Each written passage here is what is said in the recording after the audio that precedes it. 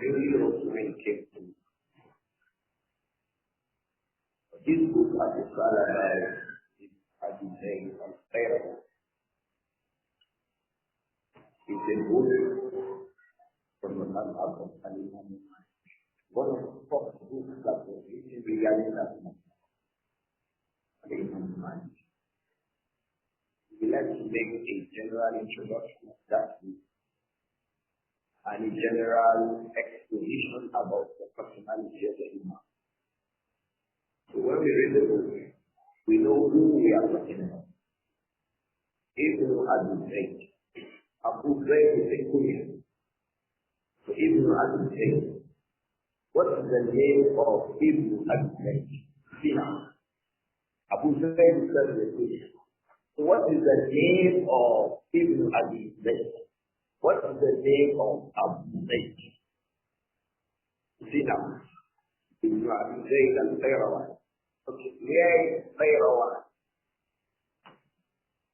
If you read a book by Ibn Abi Zayd al-Qayrawan, they ask you Ibn Abi Zayd al-Qayrawan, what's his name? Abu Zayd al-Qayrawan, what's his name? Where is Qayrawan? So we should not be like this. Ibn Abi Zayd al-Qayrawan, he himself is Abu Muhammad, Abi Zayd al-Qayrawan. His name is Abdullah. He is Abdullah. His kunya is Abu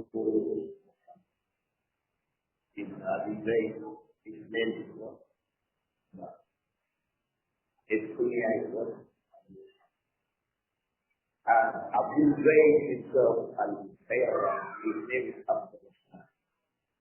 So Ibn Abi Zayd al-Qayrawan is Abdullah Ibn Abdullah.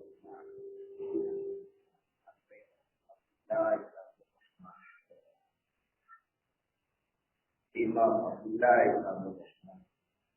So his father Abdul Rahman is the one who is what? Abu Zayd. If you say Ibn Abi Zayd, that is Ibn Abdul Rahman, Abu Zayd. But his full name is what? And his kunya is what? Abu. Imam al-Zahabi, rahimahullah.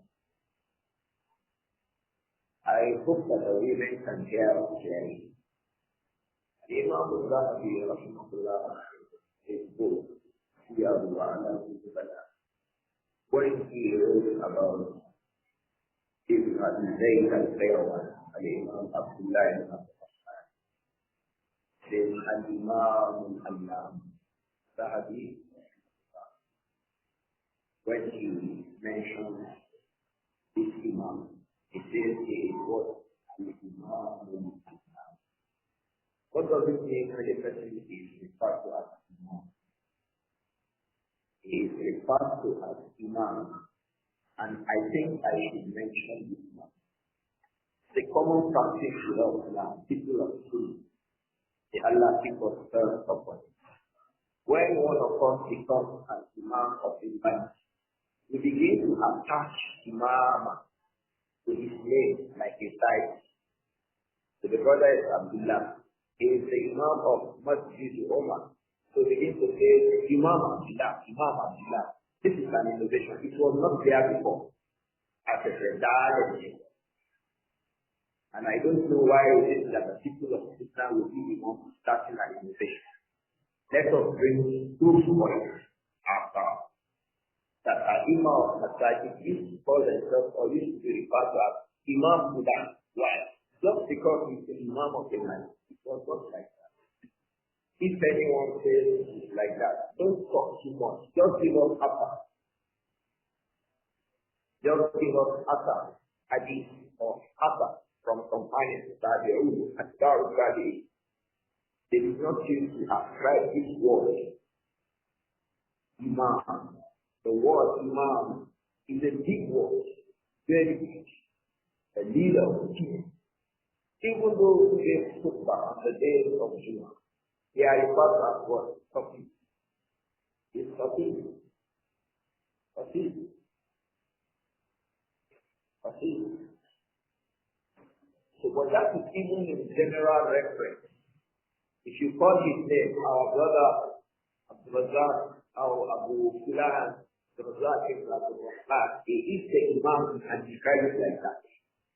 You can say he is the Imam of, but when you want to refer to him, just like you use Sheikh or Doctor, you use Imam like that. You only use that for the great scholars, those who attain the biggest limit of knowledge in terms of every branch or in terms of the particular branch that Allah gave them first feet upon. Such that when they make a statement, they are followed by others. That is the meaning. Single person like an Imam al-Albani, do you know that for him to be referred to as Imam, we have to look for the statement of scholars who refer to al-Albani as Imam? It is not something you just acquire. There are very many learned people in our time. So how many of them have been referred to as Imam? Only three. Three. And amongst them were Sheikh Abdullah ibn Abdul Aziz Zina. Sheikh Abdullah Aziz ibn Abdullah ibn. And then Sheikh Muhammad ibn Salih. And then Al-Imam al-Imam. One of the scholars compiled a whole book on those amongst the scholars who refer to Al-Imam al-Albani as Imam. A whole. Imam. Let us not bastardize this word. It's a very deep word. And it is a lack of, it's a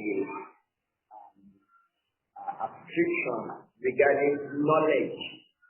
If you must use it as a title to understand what I'm saying.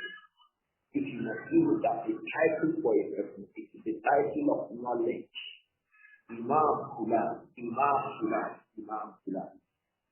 is the man of Masjid Oluworo.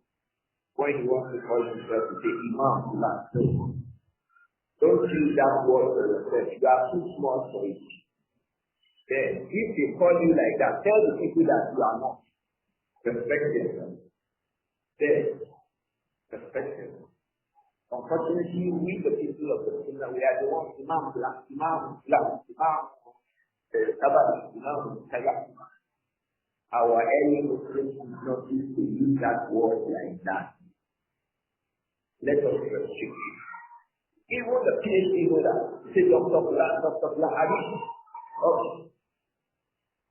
Those ones who did not study to PhD, but they were honored with a PhD, will they not say it is honorary? They respect their PhD so much that they say it's honorary. So we will not be using that word Imam. Let us respect it. People who are referred to as Imam, they are the biggest scholars of Islam who got to the in terms of the specific aspects of knowledge that they are specialized in the science of hadith, like Tafsir al-Quran, or Sunnah itself, like Al-Imam Ahmad Sinam. Imam Ahmad, Imam al-Ahli Sunnah wal Jama'ah. Because he was Imam in all the branches of knowledge and in standing firm upon the Sunnah. People followed after. So he became Imam of Sunnah. Imam of Ahli Sunnah. When you say Imam, it's a big word. It's a big word. Let us not bastardize Imam. And Imam al-Zahabi, rahimahullah, when he refers to him as very fair, he says Al-Imam. Al-Allama is the one who is an authority in the field. Allama, Al-Qudwa, Al-Qudwa. Someone other can follow is an exemplar upon the Qudwa. Al-Faqih, well-grounded scholar of faith. Alim Ahli Masjid, the scholar of the people of North. Alim Ahli Masjid. You see this type. Al-Imam Al-Allah, Al-Qudwa, Al-Faqih, Alim Ahli Masjid. Who are they referring to? Ibn Abi Zayd. This was understand his level in terms of connection. I saw a tafsir, a checking and verification of this book we are reading, the Muqaddimah of Ibn Abi Zayd and Qayrawani to this book at Risala. I saw the checking and verification of one of the scholars, and the Muqaddimah was written by Sheikh Bakr Ibn Abdullah. Sheikh Bakr was a very learned person. You refer to him as Imam. Sheikh Bakr Ibn Abdullah. Did you find anybody calling him Imam? Sheikh Saleh Al-Usayd, he teaches to the masjid of the Messenger, and he is Imam of the masjid. You not hear anybody calling him Imam Saleh, despite his knowledge. Sheikh Sulaiman al-Bukhari is from among the A'immah who give khutbah in Masjid Quba in Medina. You not hear them saying Imam Sulaiman Emma Bauka, yes, don't spoil the name Imam. The people. Let's remove it. These people have printed business cards introducing themselves as Imam Kaza Kaza. Remove the Imam from your name. May Allah protect us. So Al-Imam Ibn Abi Zayd al-Qayrawani, his status is as been described. Sheikh Bakr Ibn Abdullah, he has the tafsir. He has an introductory note to that book. And he described this Imam, and I found his notes worthy of reading. So our reading today will be based on those notes by whom Sheikh Bakr Ibn Abdullah Abu Zayd. The reading we shall read to understand and know the personality of the Imam Ibn Abi Zayd and Qayrawani will be documented by Sheikh Bakr Ibn Abdullah Abu Zayd. The Imam is Abu Muhammad, Abdullah ibn Abu Rahman, so Abu Zayd. So he is also Abu Zayd. His father Abu Rahman was Abu Zayd. So he has ascriptions. Two of them was popularly ascribed to. They will say An-Nafzawi, An-Nafzawi, or An-Nafadi. Al-Nafadi or Al-Nafzawi. So he is Ibn Abi Zayd al-Qayrawani or Qayrawani. Ibn Abi Zayd al-Nafadi or Al-Nafzawi. Ibn Abi Zayd al-Nafzawi. Al-Nafzawi refers to an ascription to one of the tribes in North Africa. It's from amongst the Berbers, the Barabia. It's from amongst the Berbers of North Africa. Not Zayd and Fair. And Qayrawani is the name of the city and an ascription to Qayrawani. Qayrawani is in present day Tunisia. So Qayrawani is in present day Tunisia. So we don't know Qayrawani. That city was built by a companion of the Prophet Muhammad. By the Nafi. So, let's move on. It was built by a companion of the Prophet Muhammad. Because they had an experience. When they preached Islam, the people accepted Islam. When they leave, the people return to shirk. What is it that will preach Islam? People will answer. When we leave them and go to another tribe, they will go back to shirk again.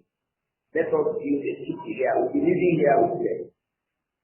So they look for a place that can plant, that has a lot of trees, where they can plant, they can really habit, and raised a civilization, and they earmarked the place, and that area was referred to as what? Kairouan. That was how Kairouan was established. It was established for Islam. Kairouan was established for Islam. And many of the scholars who have spoken about that city, I'm sure we have heard about that incident. That when they established the city, that city of Kairouan, the companion of Muhammad, he went to announce, because they found out that there are a lot of snakes, a lot of reptiles, a lot of things like this that do not make them be able to live comfortably. He announced them, Ya Ahlasiya, all people living in this life, we are the companions of the Prophet. We are taking this place for a place of residence. All of you should go out of this place. By the next morning, they saw snakes, reptiles, lions, walking out of the city. You would have heard this narration. Many of the scholars of Sahih, if you go to Mojab al-Bidah by Al-Imam Yaqub al-Hamad, you found it's long ago.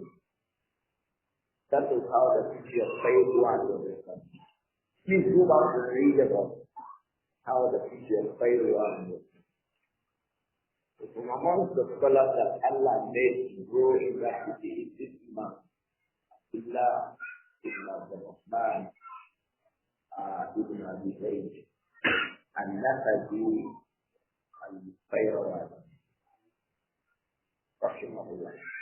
Sheikh Bakr ibn Abdullah Abu Zayd said, كان من وجوه أهل العلم من وجوه أهل العلم ورفعائهم كان من وجوه أهل العلم. It's the muqaddimah not in our copy. It's not in our copy we have with us. Some of us have that copy with the taqdeem of Sheikh Bakr ibn Abdullah Abu Zayd. You can just read it. I'll just read it as an experience. It made my job easy. We have that copy. I saw a brother with a copy of something when I was talking. You have that copy of Sheikh Bakr. I'll be reading from the 6th page now. كان من وجوه أهل العلم. You find it there. That is the 4th line. Sheikh Bakr ibn Abdullah Abu Zayd said, كان من وجوه أهل العلم. He was from amongst the leaders in the He was from amongst the leaders amongst the people of knowledge. وَرُفَعَائِهِ, and from amongst those who were eminent, noble upon knowledge. معنيا للزوم السنة والأثر. معنيا, it paid a lot of attention to لزوم السنة. معنيا للزوم السنة والأثر. It paid attention to teaching to what? Sunnah and what? Al-Athar. Sunnah and Athar. Let's say Sunnah and Hadith.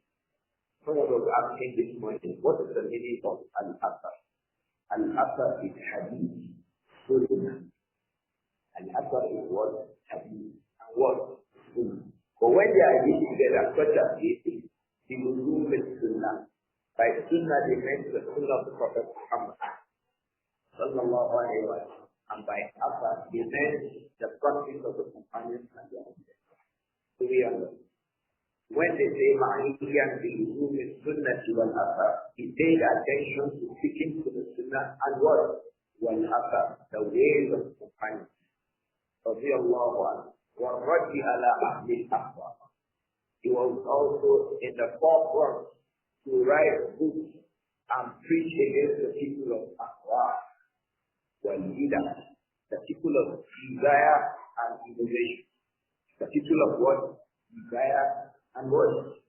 Wal-Bidah and innovation.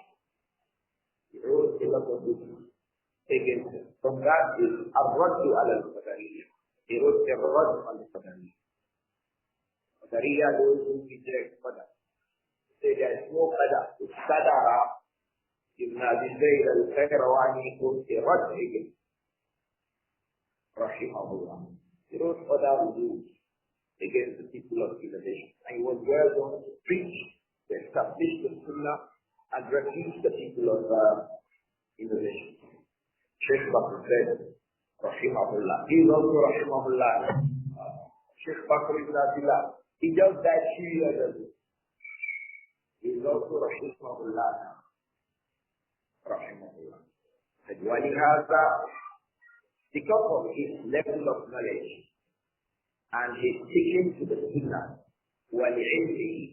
because of his knowledge, and his fear of Allah, and when a person fears Allah so much that even things that are lawful, he will not do it, so that he will not fall into things that are not lawful. Something is lawful, but behind it is something that is not lawful. You will not be even that one that is near something that can be unlawful. So that doing it does not make you now fall into something that is that is the part of what al-waru. Because of his knowledge, and his conscious fear of Allah, and his obtaining or attaining a high level in the mazhab of al-Imam Malik.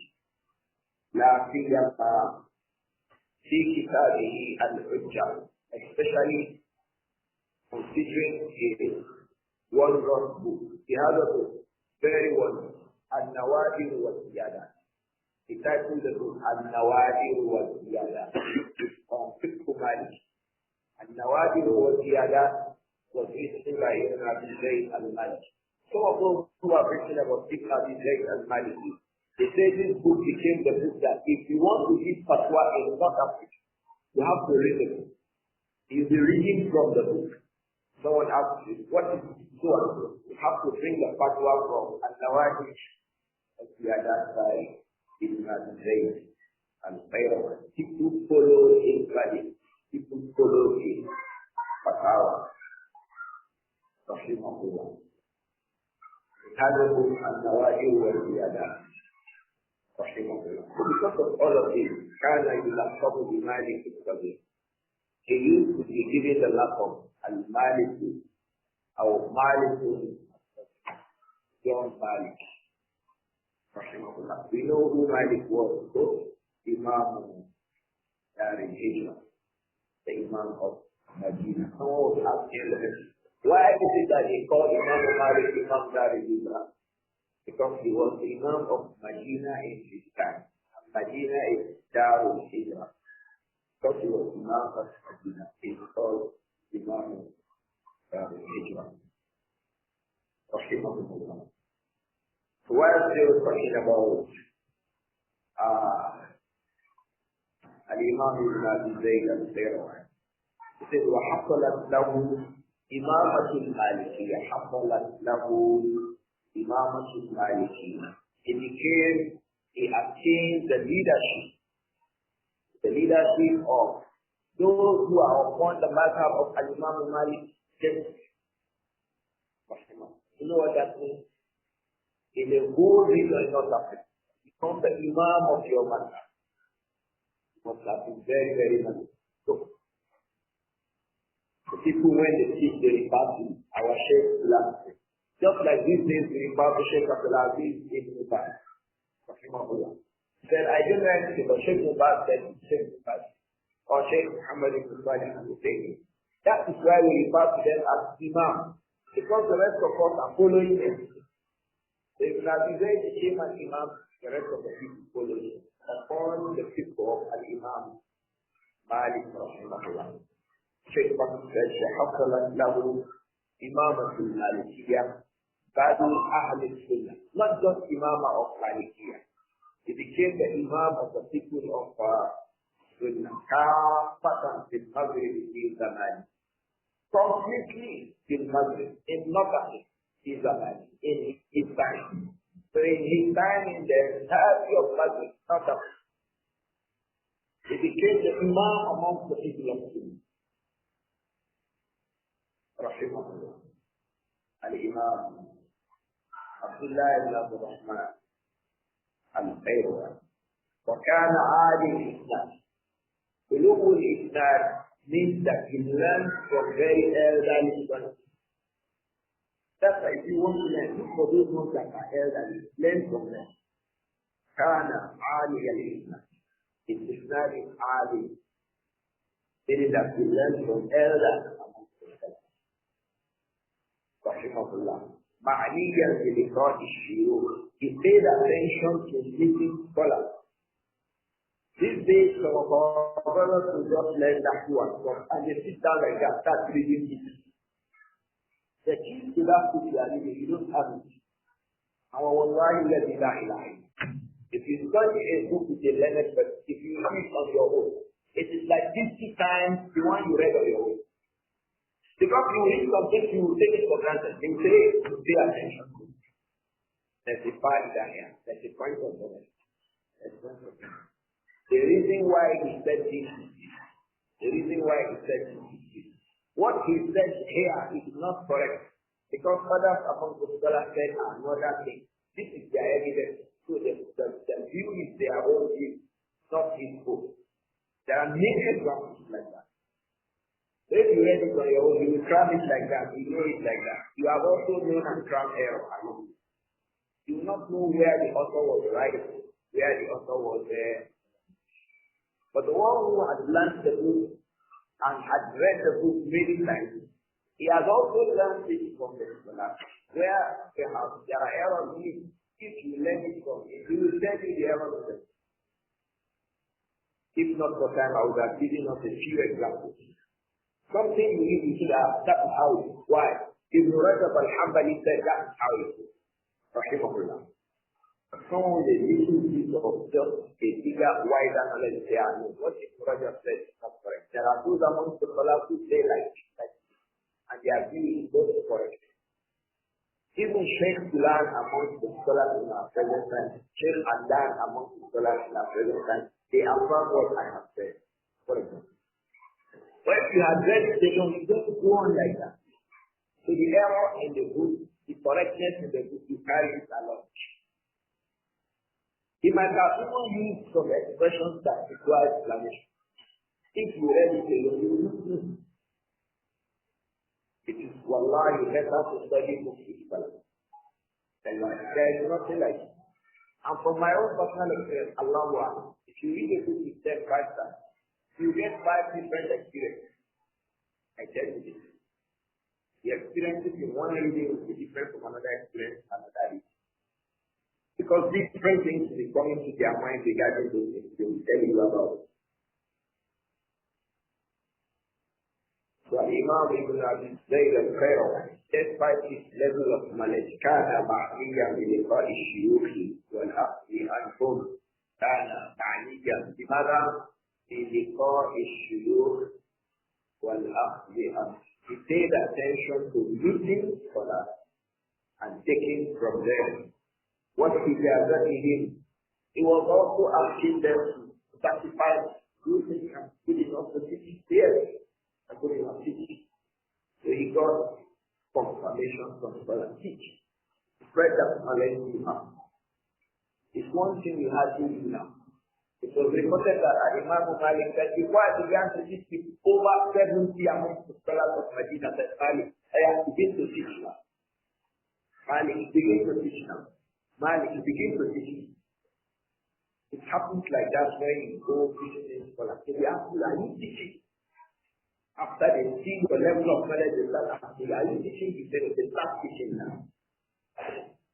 So they would have recognized that you now have the level of knowledge to be able to teach.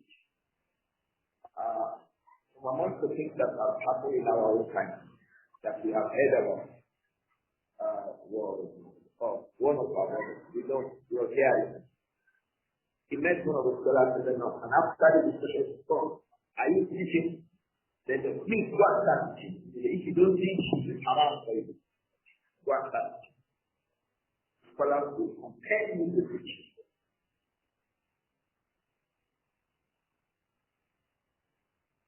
Maybe to bring learning.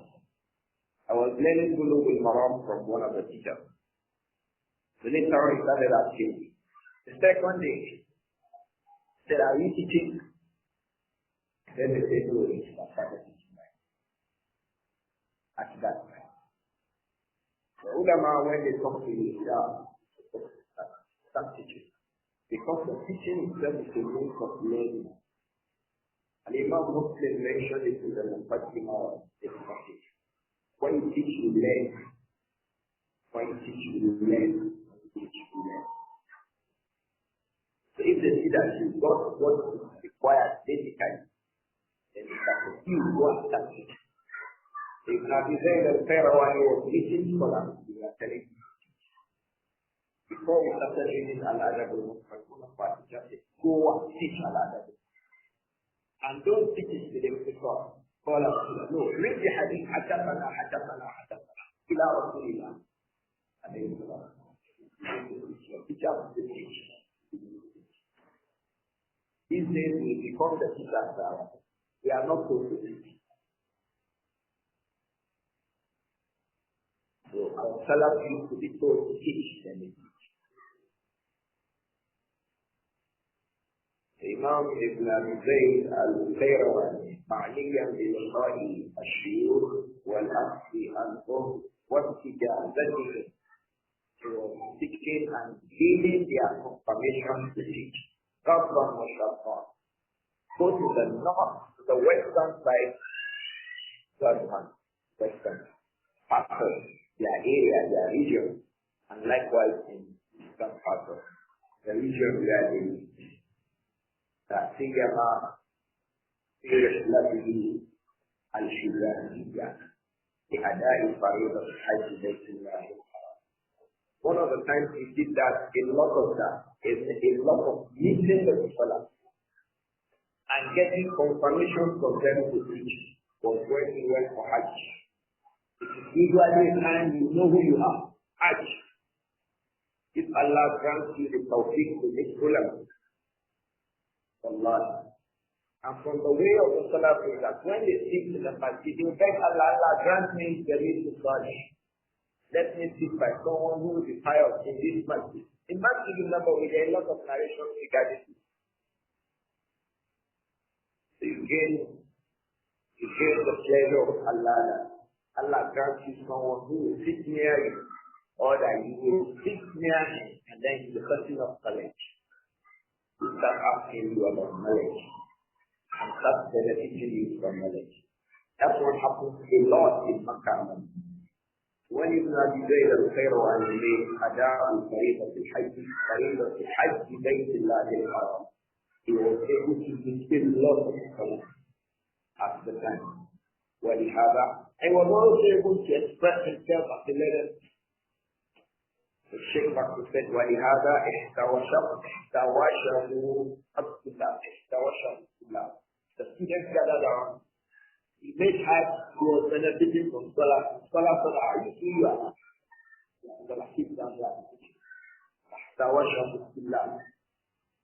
So the students began to gather around him.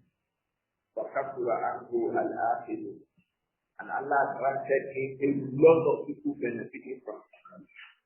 In Makkah, Ibn Abi Zayd al-Qayrawani رحمه الله. وصار طلب العلم وتعليمه. It became that طلب العلم, learning وتعليمه and teaching became his job. He didn't have any other job than learning and teaching. One of the scholars who passed away earlier was talked about. Let me mention the name of the two of them.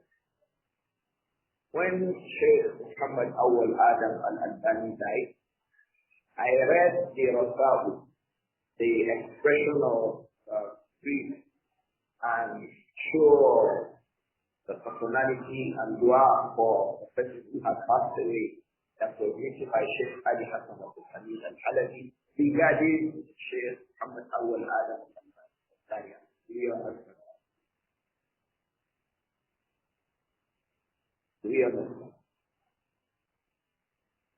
And one of the things he mentioned was that كان مشتغلا متفرغا بالعلم أو بالعلم. He was busy with knowledge and he has no idea to have all his attention, knowledge. And wallahi, that was how he was. Now the two of them have died, rahimahullah. I used to see the two of them together in London. May Allah forgive the two of them. So when you go to Hajj, Allah blesses you to meet him. And then Ibn Abi Zayd became a person. صار طلب العلم وتعليمه والعلم. His job became طلب العلم وتعليمه. طلب العلم. Seeking learning and teaching. If you are a true teacher, you cannot stop learning. True teachers never stop learning. Wallahi. True teachers, they never stop learning. So it happens that the more they teach, the more they learn. For a good teacher, the more you teach, the more you learn. The more you perfect that science that you teach. The Shaykh Bakr said, فَصَارَ طَلَبُ الْعِلْمِ وَتَعْلِيمُهُ وَالْعَدْلُهُ. His job became learning and teaching. وَتَدْرِيسُهُ حِرْفَةُ. So his teaching the people became حِرْفَةُ. يَعْقُهُ دَيْلًا. He doesn't know any other thing than teach. Teach. That's really one of our teachers, if you visit him, once you mention your name, where you have come from, he will ask you what is the issue of knowledge you should talk about. If you don't have any issue of knowledge, can you go now? Just want us to know ourselves. Can you go now? So there is no distraction. I just came to know you, to know who you are. The next thing will be, oh, check so bad. So no diva. If you don't have anything about knowledge to mention, go. So after you eat, how are you? You are from where? That is, everybody came to themselves. فجعلناكم شعوبا وقبائل تعرفوا. طيب بعد ذلك you have to be shaykh تذكر في العلم. You have something you want to mention regarding knowledge. Sila. The Sheikh Allah have issues. About the Rahman. This Sheikh. This Salah the Khairi. Have you got one good thing for us? You know what is the good thing they are talking about? One issue of knowledge that we talk about. Or research. Or life like that. Once the Sheikh cannot give you an answer, let's research. You can be there to 1 a.m. If what happens to be any time, Allah will remember. You don't have issues, go. You have issues in life, let's research. But today, when students meet teachers and teachers meet students, it is deeper. When you want to heal and call it healer, to occupy their time. The time that the least of what they can do is tilawah to Quran. Stop. Give up by fighting, slandering. In the name of talking about dawah. No, if there's no issue of knowledge, go. If you make your relationship with students like this, everybody will be respecting himself or herself. If it is talk about knowledge, no talk about knowledge, go. If you come to do ziyarah, let's know ourselves. After ziyarah, teacher, is there something in knowledge? No, go, please. So you allow the man to spend his time, you also go and spend your own time. Useful. So his own data, what he got busy at all times was what? The deed. Teaching the people what collaboration and seeking for knowledge. فَشَهِدَ دَرْسَهُ الْكِبَارِ. So it happened that very eminent scholars who go and sit down in the learning circles of Ibn Israel al-Khayr. Al-Kibar. And it was something that was common in the earlier times. And Imam al-Shafi, when you get surprised that people like Al-Imam al-Hakim Ibrahim, where if you're going to attend the Al-Fasha, in the past, Learned people were not shy to attend the learning circle of another learning circle. Because if you are 10 in the learning circle, all the 10 of you are not the same. Each person will take his own way. And for sometimes, for you, it is just one statement you pick from that house to add to your own. Sometimes we may not speak anymore. We are just looking at how the state conducts his life, how he comports himself, how he talks, how he presents himself. And Imam Ahmad ibn Salih, one of the hadith of this, came to Imam Ahmad because of this. He just wants to see him. How does he behave? How does Imam Ahmad behave? Another Imam travels to come and teach. How does he conduct his life? How does he live with his students? And he was there for 6 or 7 years before he returned to him. And the day he was returning, till the day he was returning, he said, there was nothing Imam Ahmad mentioned that I did not know. Did you hear? Ahmad did not say anything that I didn't know. Unless one hadith. On the day that he knew, and that hadith, he knew, but he did not know it that there is ziyada regarding that. That is the ziyada knowledge. All of that were about adab, manner, what he did, how he related, how he ate food, how he dressed, how he prayed for his night, how I just want to see.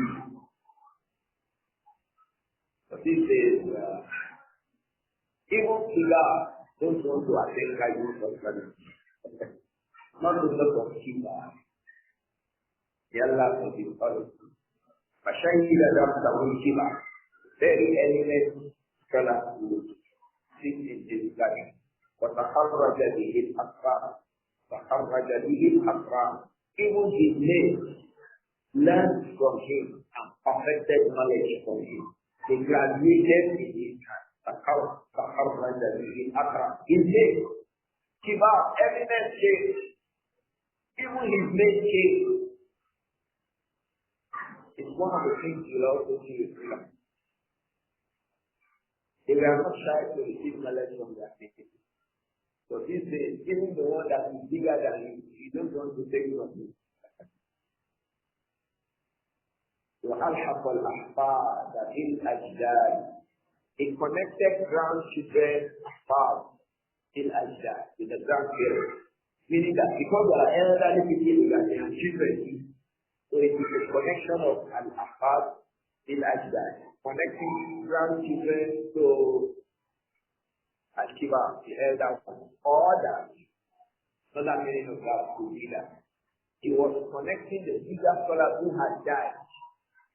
Just as we mentioned now, say, oh, Sheikh Al-Hay or Sheikh Muhammad ibn Adam, Muhammad ibn Awal, and he said it. Those are elderly. Some people don't be here, they say that one Sheikh is called Al-Bani, who is a Nigerian. I don't know him. When we start telling them now, they now know it. These are young boys. So they now know those ones. We are the ones connecting between the young ones and the elder ones. I hope it is clear.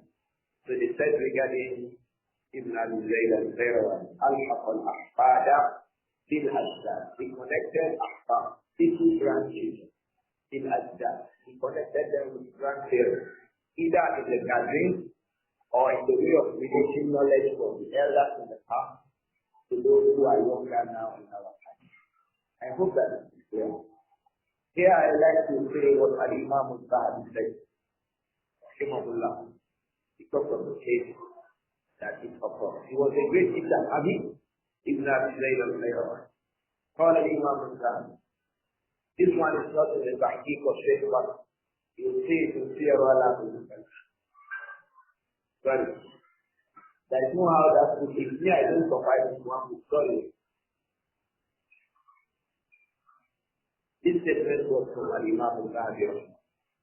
Says, كان مع إمامه Imam Ibn Abi Zayd al-Qayrawan مع الصحابة as big, as eminent as he was بالعلم والعمل regarding his knowledge and regarding practicing and bringing knowledge into practice.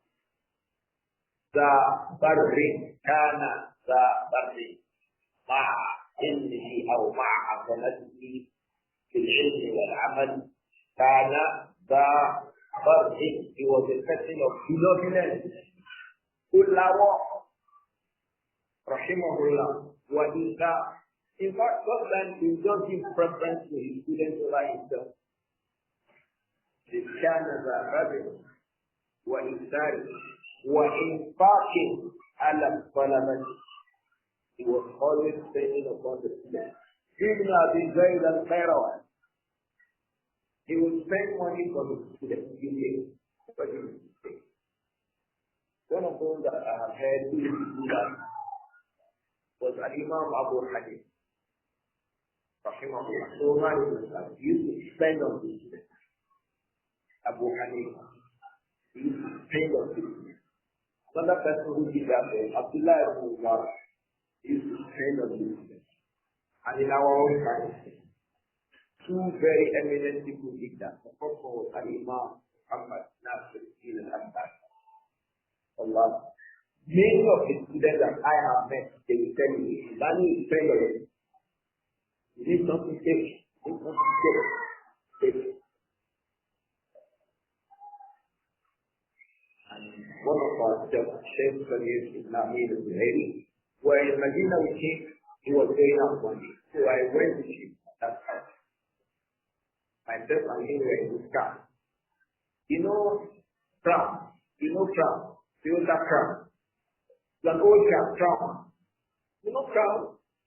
Old big American car like this, Crown, was the car he was riding. So after he bought what he wanted, he said, no, our teacher used to spend a lot when we were with them. Tell me what you want to say. He dragged my hand to a place where they are selling phones. The time phones were just coming out. You know Nokia, that blinding Nokia.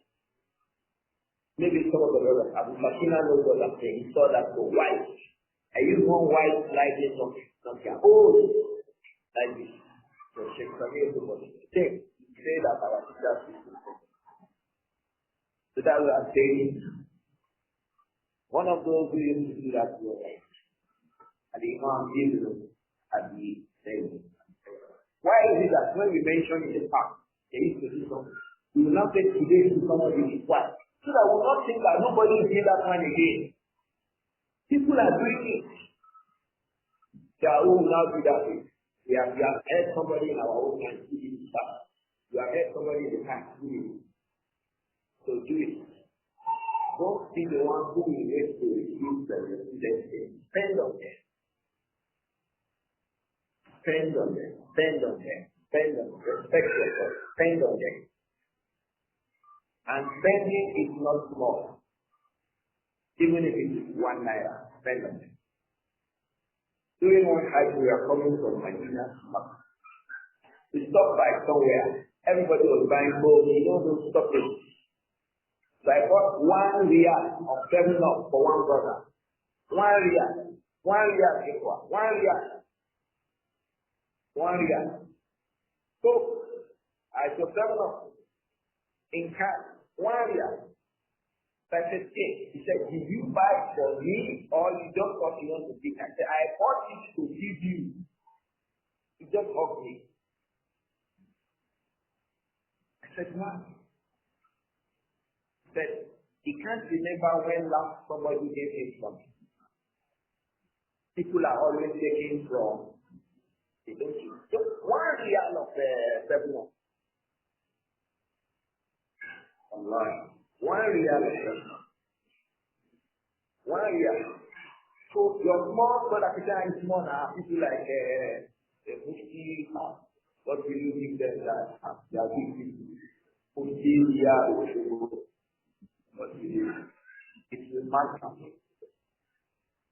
That's what the Prophet said, sallallahu alayhi wa sallam. La tahkiru ila al-ma'rufi shay'a. Don't underrate anything from goodness. Do the goodness. Don't say this one is small. Do it. Teacher, give your students something. Sometimes put food for them to eat. So Francisco, I thought that you like this cake. Everything is good for you. You will not know about it now.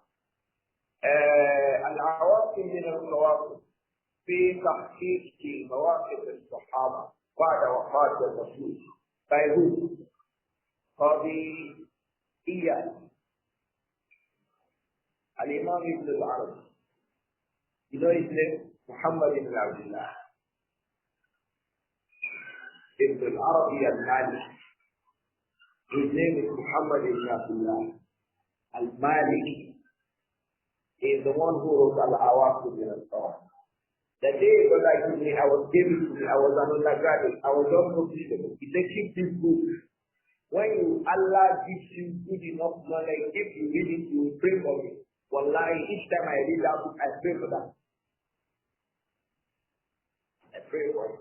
So I now thought that I will do that to somebody. And I did. I gave it to somebody. I said, what did you say? The day you get more knowledge and you read it, you pray for it. So when I said it, I now remember the one when I was reading it. There is the book, Al-Awaqib min al-Qawasim, في تحقيق مواقف الصحابة بعد وفاة الرسول. by Imam Ibn al-Arabi al-Maliki, Muhammad ibn Abdullah. Very, very good book about the fitna that happened after the Prophet died, amongst the companions. He was explaining it. Very good book on this issue of companions and the fitna that happened after the Prophet passed away. The point here is that Al-Imam Ibn Zayd al-Qayrawi كان مع عظمته في العلم والعمل. Despite his bigness, his eminence upon knowledge and duty, كان ذا بدر. He was a very benevolent person. وإنكار, he preferred his students to himself. وإنفاق, he was always spending Allah's dollar upon his students. وإحسان, he was always making good to them. So it was easy. My last trip to Cairo, our Sheikh gave me one jalabia. It was cold, I was shivering. The thing is close to are wearing Ikwa. Jalabia, if you wear it, you will think that it's English. You know the way English is so light. Because of cold. And Alexandria is just close to the Mediterranean. So in Alexandria, I was shivering. Sheikh said, don't worry. You solved that problem already. He gave me one jalabia. The jalabia is like a suit. I still wear it recently. I still have it. So anytime there's cold, if you wear it, you feel comfortable. You feel hot. It will be hot when you shake the good take. Wear this one.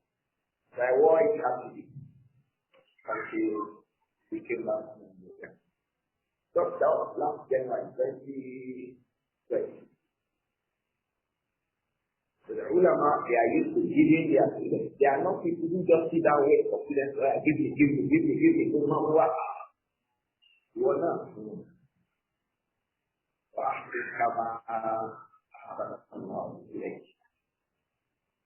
From the issues he likes to mention about Ibn Abi Zayd al-Qayrawi, Sheikh Bakr ibn Abdullah Abu Zayd said, وَقَدْ خَلَقَتْ مُؤَلَّفَاتُ نحو 40 مؤلفة. بلغت مؤلفاته نحو 40 مؤلفة في التفسير والحديث والفقه والرد على المخالفين.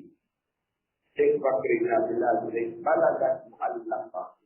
In books that he authored, they were up to 4. Ibn Abi Zayd al-Qayrawi, he lived for 76 years. He was born in 310. He died in 86. He was born in 310. He died 31. How many years is that? 76 again. He lived for 76. Add 76 to 310. That would be 86. He died 386.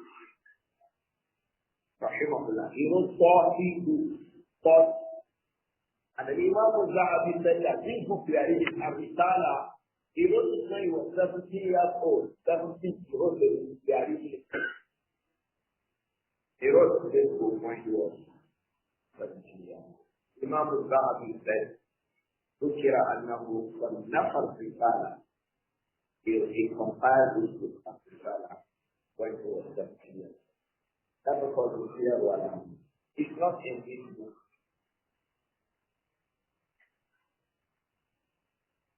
When his book got up to 4 bits of keys, some of them were upon things related to Quran, explaining the Quran. They have a tafsir. We also have Ijaz al-Quran, a miracle for the Quran. He wrote about Ijaz al-Quran, the things of wonder regarding the Quran. Things that when you read the Quran, you wonder, look at it. He wrote that. He also has a book, As-Siqatu Billah wa Tawakkul ala Allah. As-Siqatu Billah, trusting in Allah, wa Tawakkul ala Allah, relying on Him. He wrote a book on that. Rahimahullah. And he also wrote a book, An-Nahyu Anil Jidal, the prohibition of being argumentative, argument, An-Nahyu Anil Jidal. Don't be an argument. And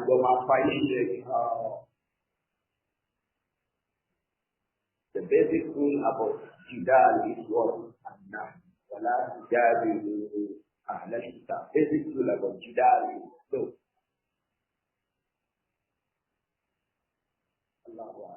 We shall come back to these issues on Jidal in this book because he wrote it up on the issues of Aqidah.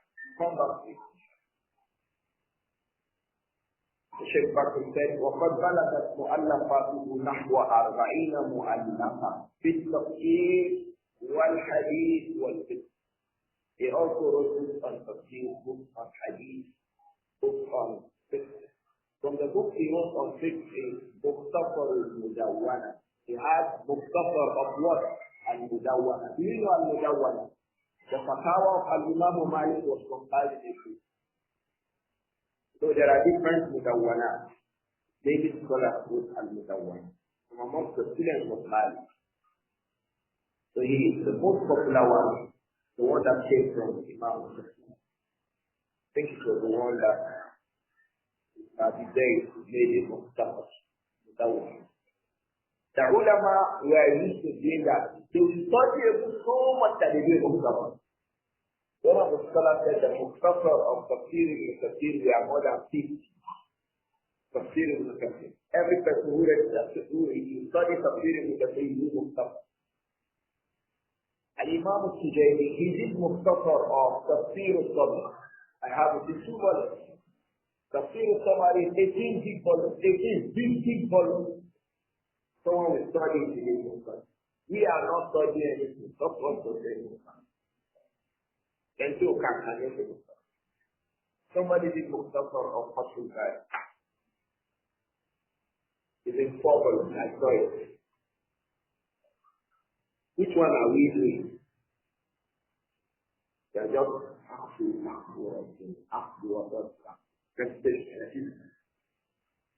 You have to sit down to learn, pay attention to knowledge. Then you'll be able to benefit others.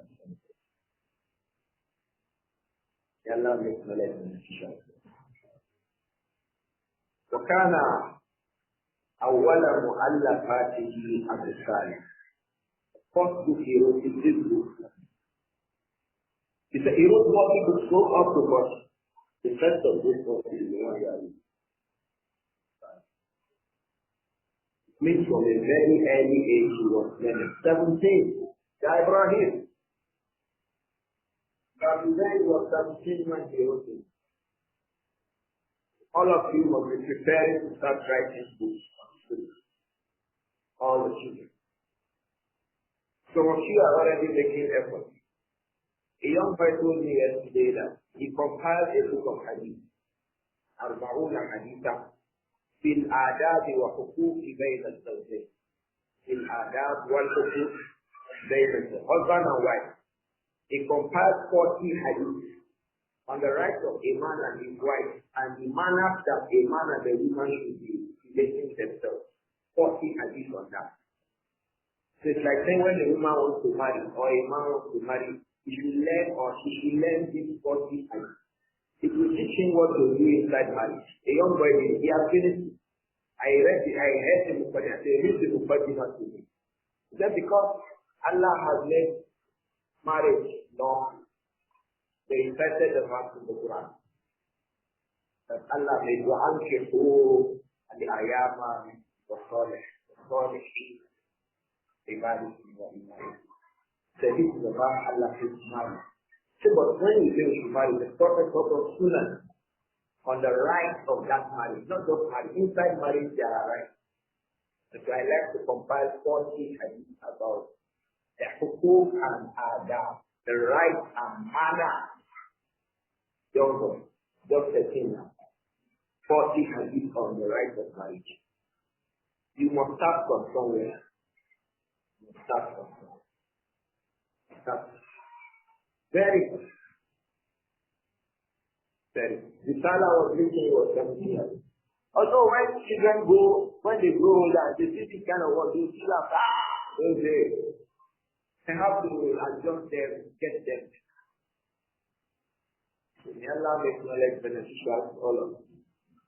So you must start thinking about writing books upon the Sunnah. And nobody can write a book except somebody who has learned.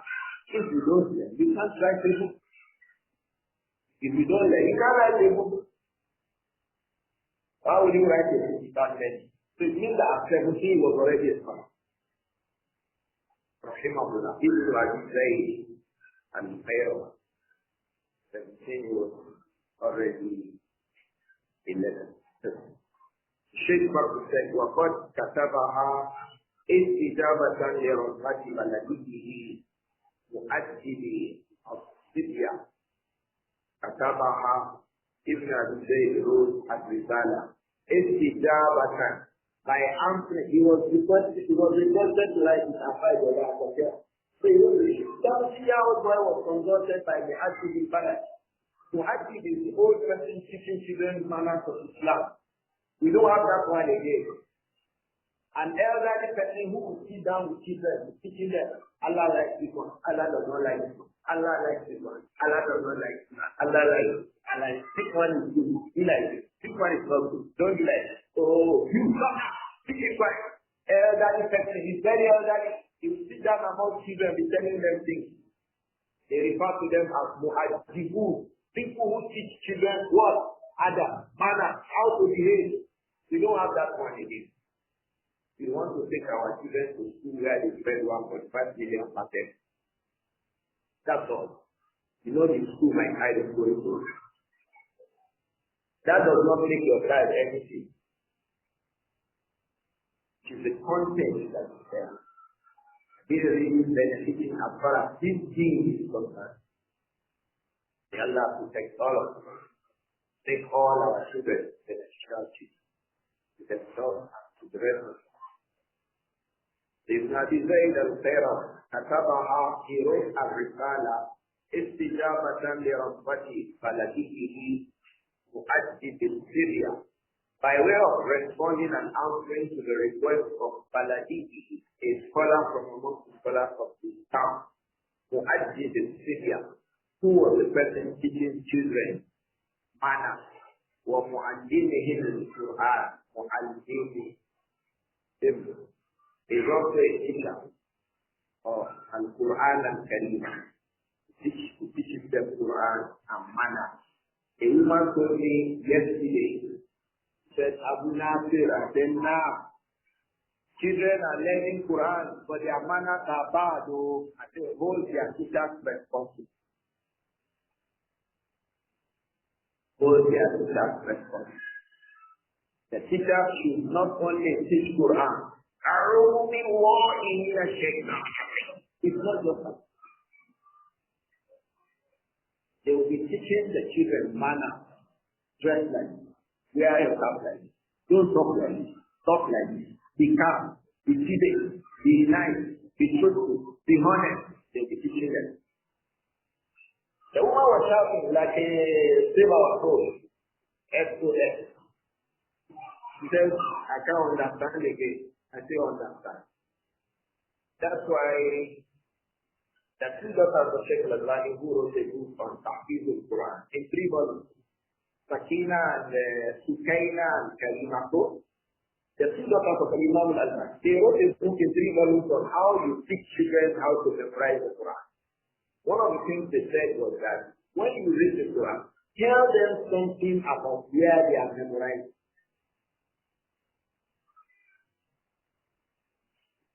When the mother of Musa alayhi salam told the mother in Al-Qasas, they placed Musa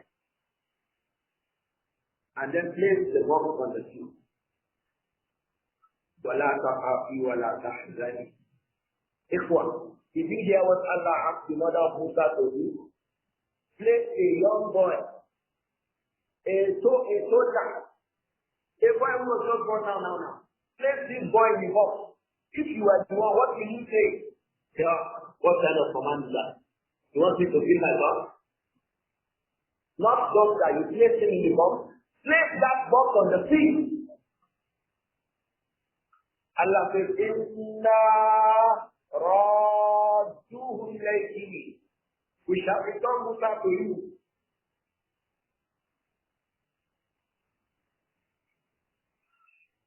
وَجَعِلُهُ مِنَ الْمُسْلِمِينَ. And we shall make Musa from among our Muslims. Some women, if they hear this, if it is the women of our time, I tell you they will not do it. Which kind of not do it? Women who find it difficult to place children in marriage. Many women find it difficult. Many men say, I want to bring my son to madrasa, but their children, their mother say no. The mother of Musa placed Musa on the box. The box will be placed where? On the sea. And Allah says, Inna radduhu ilayhi wa ja'iluhu. We shall return Musa to you. And she obeyed Allah subhanahu. What is the essence of that message to the Prophet Muhammad? Because in the end of Prophet, Allah said to the Prophet Muhammad, إِنَّ الَّذِي فَرَضَ عَلَيْكَ الْقُرْآنَ تَمَرَى لَرَادُّكَ إِلَى مَا. The one who has sent down Quran to you will return you to Makkah. He will return you to where your background is. What is the connection? The way I returned Musa to his mother, despite all odds, I will return you to Makkah. So don't worry, Muhammad. Because the next messenger was going out of Makkah. He said, Ya Makkah, Anti ahabbu al-bilad ilayya. Lawla anna qawmaki akhrajuni minki ma kharajtu minki. Oh Makkah, I love you so much. I love you more than every place on earth. If not that your people send me out, I will not go out. He didn't like it, like the mother of Musa was, my son. But Allah says, I should put it. إِنَّا رَادُّهُ إِلَيْهِ. We shall return Musa to his mother. So he assured Muhammad, إِنَّ الَّذِي فَرَضَ عَلَيْكَ الْقُرْآنَ. The one who has sent you the Quran. رَادُّكَ إِلَيْهِ. He will return you to where you were before. Did he return him or not? He returned him. Now the essence of that is that when you obey Allah, Allah will fulfill his promise for you. When you obey Allah, He will fulfill his promise. If you don't obey him, then you can do what you like. If you want the promise of Allah, obey him. Teach children these kinds of things. If you are teaching them properly, let them know, be able to connect what they are doing to their daily life. If you don't teach them like that, they will just read it for Quranic competition. The woman said, one boy was asked, why are you learning the Quran? Yeah, so that I'll be able to teach the Quran. They'll be taking my salary in Lagos. The woman said, maybe she's hearing me here. She said, yeah, hey, why are you memorizing the Quran? Yeah, I can win Quranic competition. They are taught to become like that. We let Quran become a Quranic competition. So those who teach children Quran must teach them to be able to imbibe the lessons of Quran themselves. But unfortunately, most of those who teach the Quran, they just teach it for the money of people. Let's not be like that. May Allah protect everyone. So the one who was teaching the people the Quran in the time of Ibn al-Zayd al-Qayrawi, he was the one who asked the Imam Abdullah ibn Abdul Rahman al-Qayrawi. He asked him to write a book that we can use to teach children. So Ar-Risala was written to teach children. This book, Ar-Risala, was written to teach the children. And Ibn Abi Zayd al-Qayrawi himself, he mentioned it if you go to the 53rd page. In the Muqaddimah, for your own, just check your Muqaddimah. It says, Amma Ba'd. Just go to Amma Ba'd. You will see that Ibn Abi Zayd was asked to write it. It says, Amma Ba'd, rahimahullah. It says, Amma Ba'd. A'alana Allahu wa iyyakum. So, ala ri'ayati wa da'ihi. وحفظ ما أودعنا من شرائه فإنك سألتني you asked me, you requested me أن أكتب لك جملة مختصرة to write a small, concise, summarized book من واجب الأمور الديانة from the compulsory things in the matters of the religion مما يلتق به الألسنة from the things that the mouth should say, وَتَعْتَقِدُ بِالْقُلُوبِ that the mind should believe, وَتَعْمَلُ بِالْجَوَارِحِ He has mentioned Iman so, مَا تَلْتِقُ بِهِ الْأَلْسِنَةُ وَتَعْتَقِدُهُ الْقُلُوبُ وَتَعْمَلُهُ الْجَوَارِحِ That's Iman so. وَمَا يَتَّصِلُ بِالْوَاجِبِ مِنْ ذَلِكَ and the things, other things that are connected to obligation. He has talked about the Aqidah, that's the Muqaddimah, the first book. But the point of reference is that you are the one who requested me to do. This is the point we want to observe. That Ibn Abi Zayd al-Qayrawi was asked to write this book, Ar-Risala. And he wrote the book. Rahimahullah. Ar-Risala, there are a lot of shuruh of Ar-Risala. A lot of shelf of Ar-Risala. Sheikh Bakr said there are up to 30 books of Sharh. 30. Sharh al-Risala, Sharh al-Risala, Sharh al-Risala, Sharh al-Risala, Sharh al-Risala. And it was mentioned that the first person who did a Sharh on al-Risala was Qadi Abdul Wahhab ibn Nasr al-Maliki. أول شارح لها. That will be page 9 of your book. Check page 9. أول شارح لها. وكان أول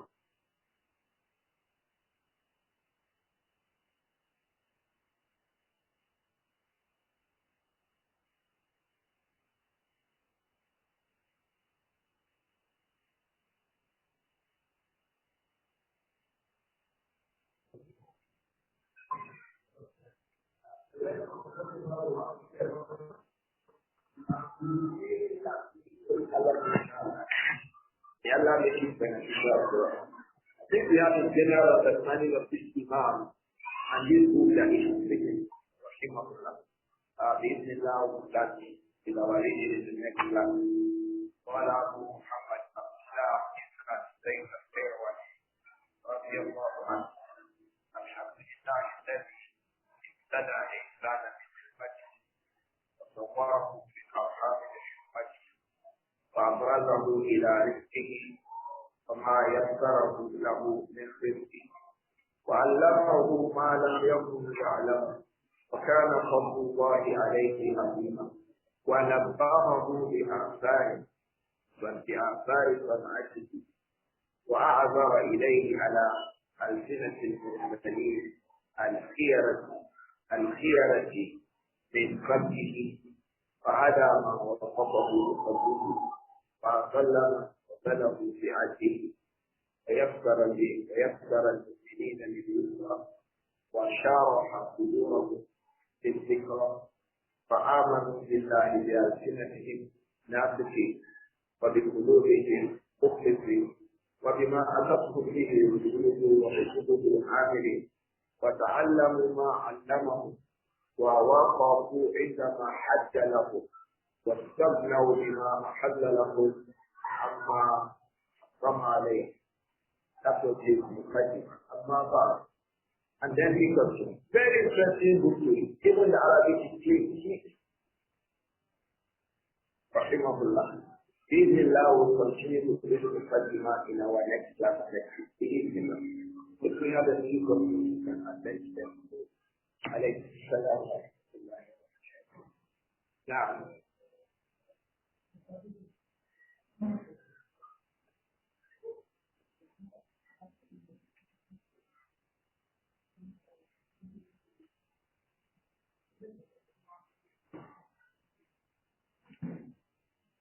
what's your question?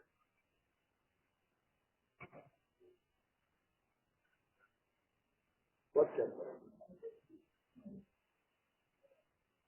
Too much of research.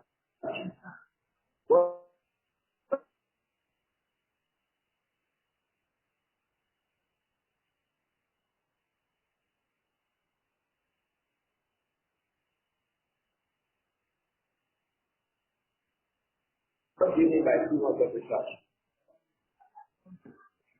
Regarding this, to find out where Allah is, what Allah is, oh gosh, what's the way? Allah is the good is harsh. You know where Allah is. The good is harsh. You know that Ar-Rahman al-Arsh. Or you want to research, you want to go and see whether it is true that the Prophet Muhammad was buried in Medina. Yes, but you cannot reach that one. But once you hit your trouble against that ground, police will arrest you. With research. Well, if I try to understand it, he's asking, so over research brings harm to the individual. You know, the answer can be right, can be wrong. What do you mean by research? If it is research regarding areas that the Sharia has permitted us to research, yes, it will never bring harm to you. If it is regarding issues that the Sharia has not permitted us to research, then that's harm. Like action. Allah says, Yadullah to go by thee. How is the yad of Allah? Tell me. Somebody says, he wants to research how the yad of Allah is. That research will end in Dalala, misguidance. You see now? But I want to research. How long did Imam al-Bukhari travel when he traveled to the bed? For how long did he travel? How did he become Bukhari? Or I want to research. What is the correct view? On the day of Jummah, if a man had something to do with his family and he became virtually insecure, does he need two ghusl on that day or one? Does he need two ghusl or one? He needs two. He needs two. What is the two?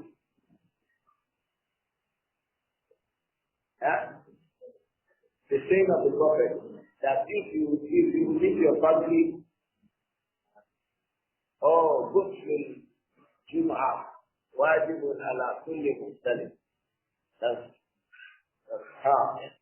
This is the proof of those who say that if the man one time it is sufficient.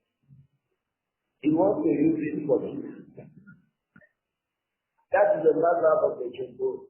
The Jumhur says you have one enough because they say ghusl al-Jum'ah. That is the ghusl you have on the day of Jum'ah. And once you have ghusl, you have had ghusl. If you have one, that is ghusl on Yom Jum'ah. Ghusl Yom Jum'ah. Any ghusl on the day of Jum'ah.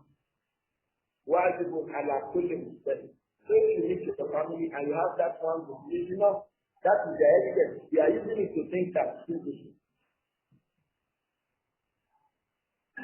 You are not giving the evidence. See now. So you can help us to do that research. That's why we bring to Isha. Once you know where to check, what to check. Now, let me answer that question because before you come to another problem. Maybe when you go with your research.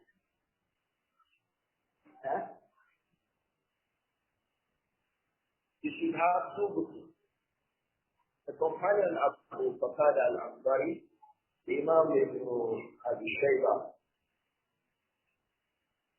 and Al-Hafiz ibn Hajar mentioned it in Fatul Bari, the Isnad al-Sahih.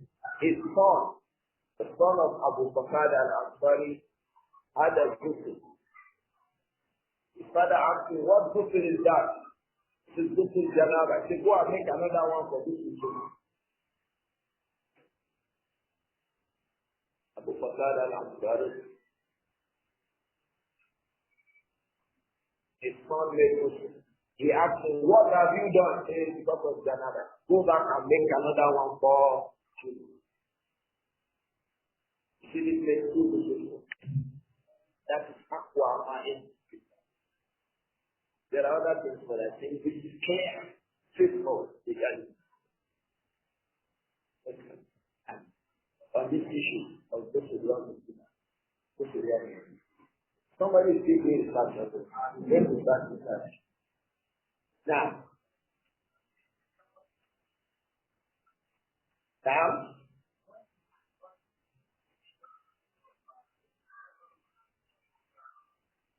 you can't do it. You say what is the person who spends 2 days at the same time. There are some among the scholars who say that it's lawful. But what the Prophet said, إِنَّمَا الْأَعْمَالُ بِالنِّيَّاتِ. So every deed has its own intention. To go to Juma is intention for this. Go to Janaba is intention for this. That action of that companion makes us understand that that is church.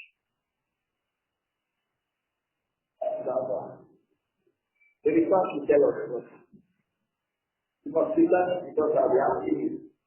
Don't think that I will forget it. Asking for you, tell you. I can give you for 2 years.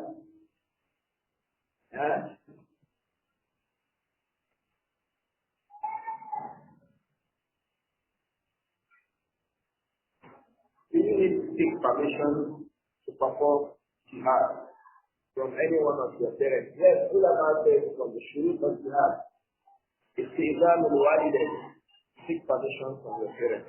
Jihad. But that is al-jihad that is not from Fardul Ain. You know, jihad has two ways. The one that is Fardul Kifaya and the one that is what? Fardul Ain. Fardul Kifaya. We are living here, no threat. We want to go and fight for money. The Ummah of Islam wants to fight with another Ummah of Muslims. You are the new church. You just want to go preach Islam to them, but prepare in case they are not they attack them. You are this one you must take permission for you. If it's like that, non-Muslims attack the city of Islam. You don't hook up and start a guy to this one is only permission. Everybody is that. The second condition when you don't need permission is the statement of the Prophet sallallahu alaihi wasallam. What is that? To fear so from fear. When you are told, go for jihad, you must go.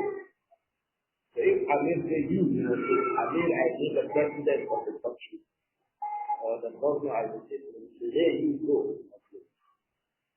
You understand? So if jihad is Fardul Ain, the istiqdar is not given to them. Very difficult to buy a you must go and obtain the permission. It's clear. Okay. Not you. You have this one. I hope that is clear. Then what is the meaning of semen? Is it impurity or not? The semen is not an impurity. The semen is pure. The human semen is pure. We had discussed this when we are discussing sexual in theology. There is no evidence to say that the semen is an impurity. If someone shows kindness to you, and you cannot stop to say the vaccine law of error of Christian, and you do not have a good person, what do you do? If you never see the person again, you cannot come to say the vaccine law. You cannot pray for him. You can pray for him and go his gate. Behind him, you can pray for him. Behind him, you can mention him to people. Ah, this person is one who is people. It's very nice. Please pray for him. Oh, this guy. I hope that the baby boy was gone, but his people was not slaughtered, was postponed. After 2 months, the baby boy died. What is the rule? You must slaughter their kids. Because he had lived, he was due for it to slaughter it. So that he is free from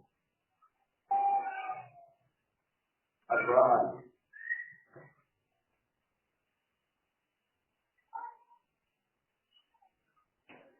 Last slaughter. Is it allowed to have a slave and sell her? Yes. One of our younger children is allowed to have a slave and sell it. Is it compulsory to pass go to consumer? Yes, it is compulsory. On the day of consumer, when you are coming to the marriage of consumer, it is compulsory to have a good consumer. And that also is connected to the Salah. When you are coming, that is the matter of Al-Imam Malik.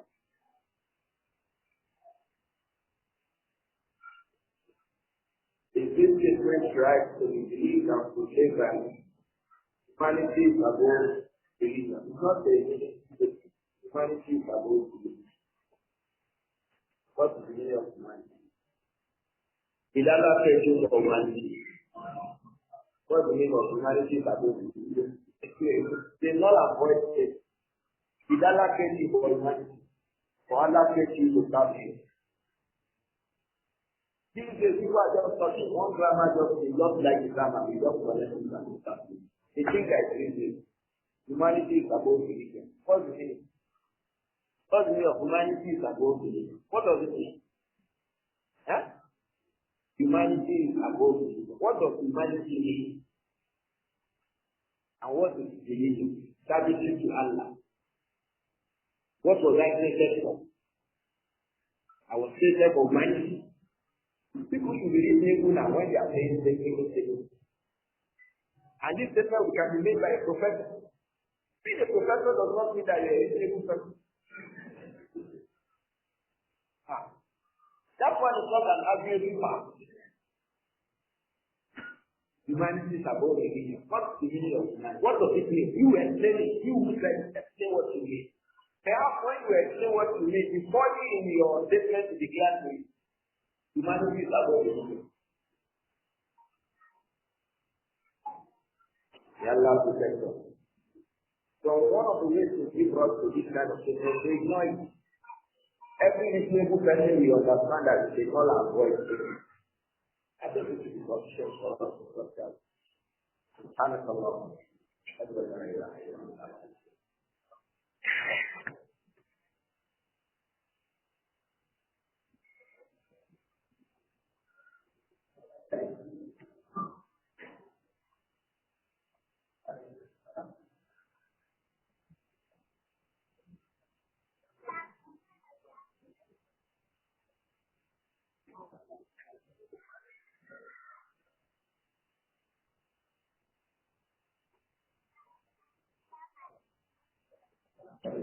اذهب بي أو أبا مسلم.